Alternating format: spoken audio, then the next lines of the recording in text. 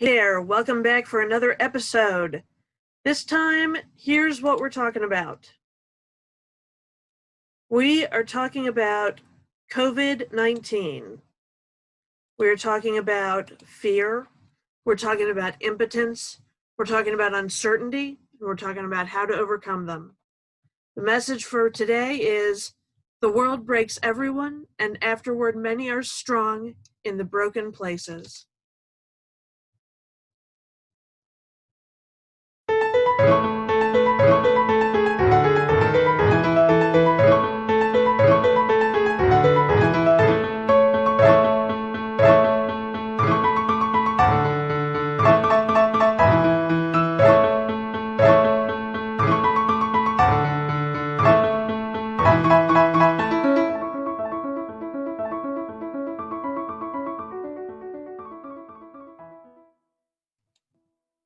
Hey, welcome back. It's Kriss, your positivity powerhouse. Today, the quote is, the world breaks everyone, and afterward, many are strong at the broken places. This is an Ernest Hemingway quote in A Farewell to Arms, a story of an American serving in the ambulance corps of the Italian army during World War I. It's about the love affair between the American expat and an English nurse, and it was Hemingway's first best-selling novel. It's been adapted many times for stage and screen. So here's the whole quote so you can get the context of what the whole thing is talking about. But we were never lonely and never afraid when we were together. I know that the night is not the same as the day, that all things are different, that the things of the night cannot be explained in the day because they do not then exist, and the night can be a dreadful time for lonely people once their loneliness has started. But with Catherine, there was almost no difference in the night, except that it was an even better time. If people bring so much courage to this world, the world has to kill them to break them. So of course it kills them. The world breaks everyone, and afterward many are strong at the broken places. But those that will not break it kills. It kills the very good and the very gentle and the very brave impartially. If you are none of these, that you can be sure it will kill you too, but there will be no special hurry. So, on the face of it, that sounds a little bit morbid. The world's going to kill everybody. Well, the fact of it is that the world is going to kill everybody. We're all going to die eventually, someday. We just happen to be dealing with a pandemic right now, so we're all like, we're going to die. Except for like the people at Walmart who are trying to take 3 kids into the store when it's only 1 person per family and the 2-year-old isn't going to go shopping. So you have to figure something else out, lock them in the car. I don't know. I don't know what they're doing with all their kids at Walmart. The whole pandemic thing, it's really scary. It's a scary thing. And it's okay to be afraid. Being afraid is totally normal. I'm afraid. I have enough health issues going on that all of my appointments that I need to be having with my primary care provider are being done over the phone because ain't nobody wants me in the office full of sick people because I am seriously at risk of catching the disease, number 1, and number 2, of having serious complications from catching it. I have breathing issues, I have heart issues, I have diabetes, thanks to a medication that I'm on. I have all this stuff going on, and it's like, nobody wants me in there. I'm not going shopping. I'm not going anywhere I don't have to. I did go to a doctor's appointment today to consult about a surgery that I need to have, but the ORs are closed. So maybe I'll have the surgery next month, or maybe in June, maybe July. Who knows? Nobody knows. And that's what's so frightening about this. But the world breaks everyone, and afterward many are strong at the broken places. All of us are afraid. The world has all of us afraid right now. And some of us, it's breaking. People are like seriously freaking out. People are, going stir crazy, being cooped up with their spouse and their kids and trying to homeschool and trying to work and trying to, take care of the house do all the cleaning and all the cooking and all the shopping and all the homeschooling and all the dealing with everybody and everything and losing it. They are breaking, but afterward many are strong at the broken places. So for me, it's okay to break. It's okay to break. The very good and the very gentle and the very brave can all break and be strong again at the broken places.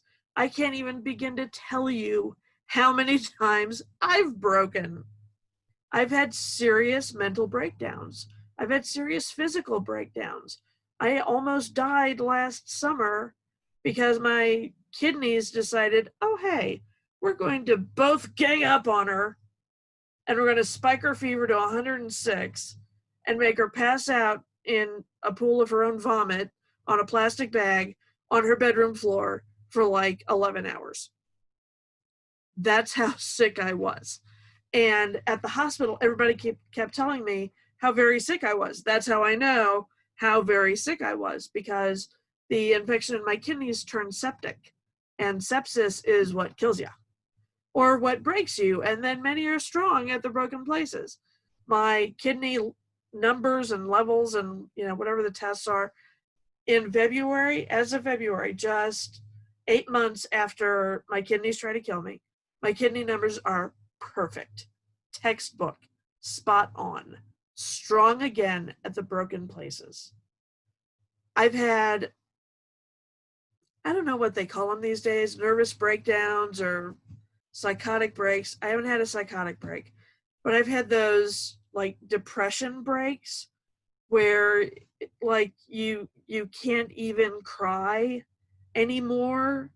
You're just rocking on the floor in the corner and babbling to your friend or to the walls about how this is so awful and that is so awful and all of it's going wrong and what are you even doing and it's all futile. And then they say something about the Borg and you almost smile but you can't because you're in this depressive thing. I had a nervous breakdown when my son was little because I couldn't breastfeed.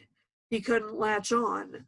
And I thought I was convinced that I was killing him because I couldn't breastfeed.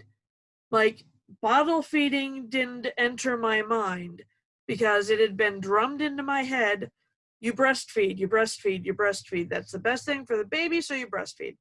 So if I couldn't do the best thing for my baby, I was killing him. And he's like 6.5 feet tall now. So obviously I did okay with the bottle. But, it's been really bad sometimes. But every time I've broken, it's made me stronger. It's made me better able to deal with the next thing that comes along. And the next thing that comes along. And the next thing that comes along. The old adage, what doesn't kill you makes you stronger. Totally true. Totally true. I swear it. I promise. I pinky swear. Here, we're going to do this. I'm going to pinky swear. And you can hold up your pinky to your computer, your phone, whatever you're watching me on. I pinky swear. It's true. What doesn't kill you makes you stronger. So, how does this impact the triple M's of mood, mindset, and motivation?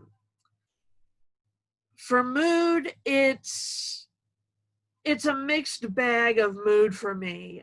On the one hand, I'm apprehensive about where I'm next going to break. The uncertainty about what's going on and what's going to happen next with COVID-19. Which, by the way, for a bit of levity, you can sing COVID-19 to the melody of Come On Eileen, that great song from the 80s. And it fits perfectly. COVID-19, oh, I swear I'll be true. You keep going. Or you can go with My Sharona and have my Corona. Do it that way too. Either way works.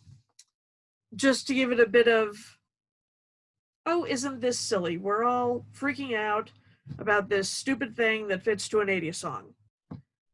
Yeah, we're all freaking out. We should be freaking out because this is the first global pandemic since the 1918 Spanish influenza, which the doctor I saw today, my surgeon, said nobody alive has seen a pandemic like this. I said, well, my grandmother's 94. He said, okay, nobody alive remembers a pandemic like this. And I had to laugh. He's probably right. Um, Although I've known some people in their, mid to upper 90s into their hundreds who have been sharp as a tack and remember things better than I do, which isn't saying a lot, but they remembered stuff. So there's probably a few running around that remember the Spanish flu pandemic of 1918. The last epidemic we had was the HIV/AIDS epidemic in the 80s and 90s. But we've got AIDS down to a chronic condition now. It's not so, it doesn't kill you. And some people are even being cured of AIDS when 30, 40 years ago, it was a death sentence. And it was a fast death sentence. It wasn't one of these, oh, I'll kill you eventually kind of illnesses. Oh no, it's going to kill you hard and fast and dirty. It played dirty, it cheated, it broke all the rules, but now it's manageable. And I'm convinced that COVID-19 is going to become manageable. It's in the same family as things like SARS and the flu and the common cold, same type of viruses. And we can deal with the flu and we can deal with the common cold. No cure, but we can deal. So I am optimistic that the same will be true for COVID-19. Back to mood. On the other side of apprehension and uncertainty, there's the hope, because I know I've broken before. I know that I've broken before. I've lost count of how many times I've broken before, but I have broken very many times before. And I know that I've become stronger in those broken places. And I feel brave because I know that my courageousness, if that's a word, if it's not, it is now. My courageousness and my hope can help others, can help you.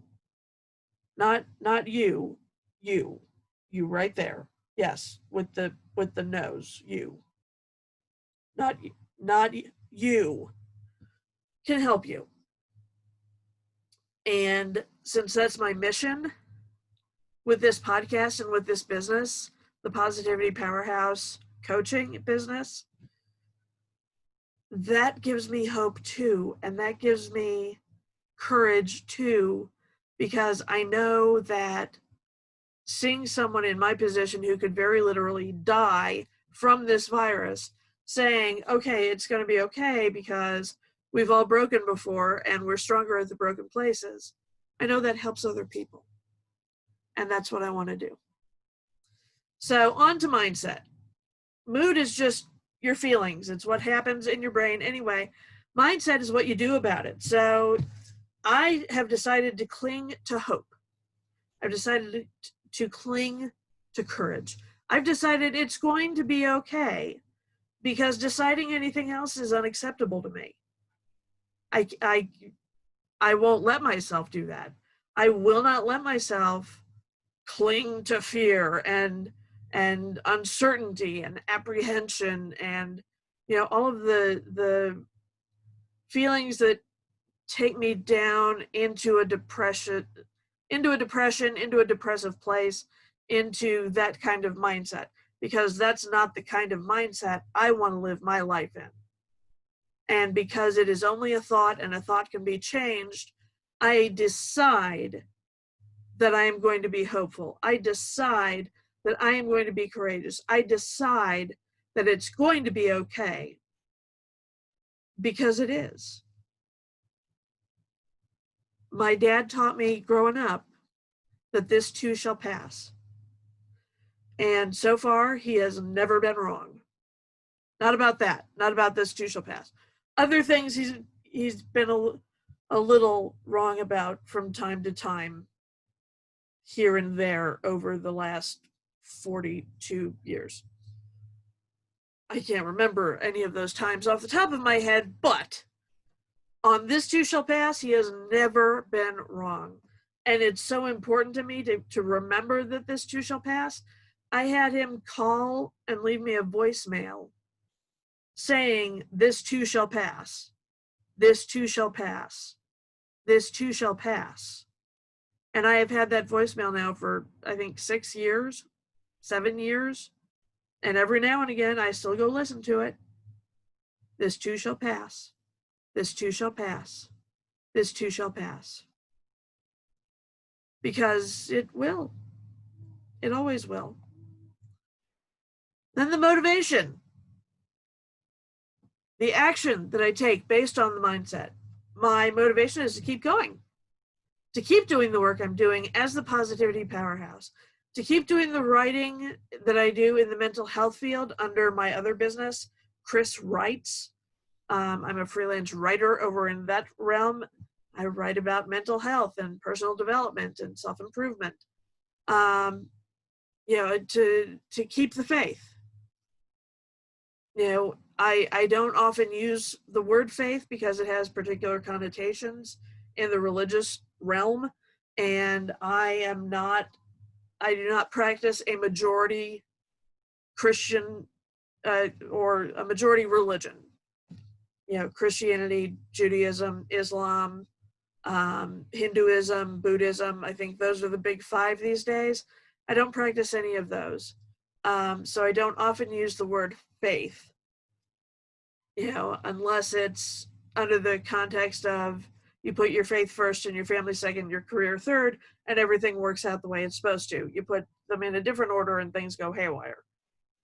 You put them all under one roof, and you can't go to church because there's a pandemic going on, and you can't send your kids to school, so you're with them all the time, and you love them, but you're with them all the time.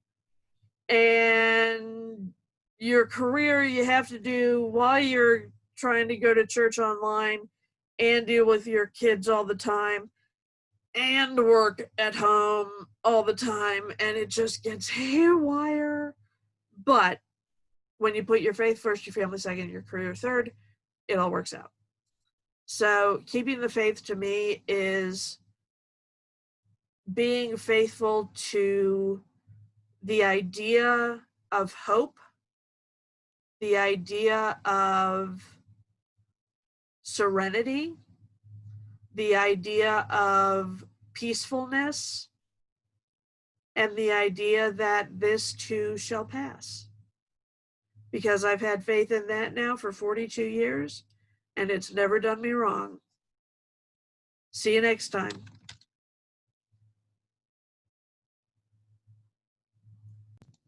Want more great content? Head on over to positivitypowerhouse.com for 4 main reasons. You know me and my lists. First, you'll find more episodes of the Positivity Powerhouse podcast just waiting for you to devour, either with audio, video, or the transcript, depending on your preferences. Second, you can read the blog. I spend a lot of time writing these great blog posts and then hemming and hawing over whether anybody's ever reading them, so go read them, okay? Third, you'll find out all the great ways you can work with me as your mindset and motivation coach. And fourth, you can join the email list where you'll find out all the newest details about the first 3 options on the list. So what are you waiting for? Turn me off already. Go hit up positivitypowerhouse.com. See you next time.